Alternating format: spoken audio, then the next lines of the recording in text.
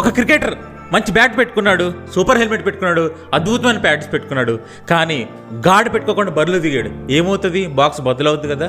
Same Aquaman the last Kingdom movie కూడా అంతేనండి.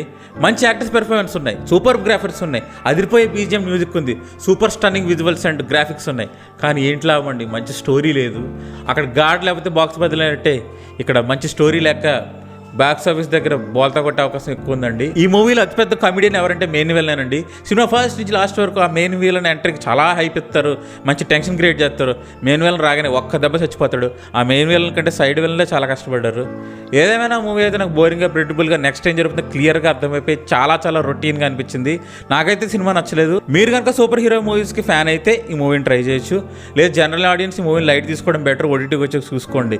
ఎందుకంటే మీరు అనుకున్నంత మేర అయితే మూవీ లేదు. నేనైతే మూవీకి రేటింగ్ 2.5/5 ఇస్తానండి. డైరెక్టర్ జేమ్స్ వాన్ గారు మంచి థ్రిల్లర్స్, హారర్ మూవీస్ తీస్తారు. ఆయన అనవసరంగా సూపర్ హీరో కాన్సెప్ట్ పట్టుకుని టైం వేస్ట్ చేస్తున్నారు. ఆయన మళ్ళీ ఆయన నచ్చిన జానర్లో మంచి మూవీస్ తీసి మన అందరినీ బాగా అలరించాలని నేనైతే కోరుకుంటున్నాను. Already Salaar, donkey movie reviews మన ఛానల్లో పెట్టాం. ఇలాగే మరిన్ని రివ్యూస్ కోసం, మూవీ టాపిక్స్ కోసం అండ్ మంచి టాపిక్స్ కోసం మన హిట్ ఫట్ ఛానల్ సబ్స్క్రైబ్ చేయండి అండ్ సపోర్ట్ చేయండి friend. Thank you all. Hit ఫట్.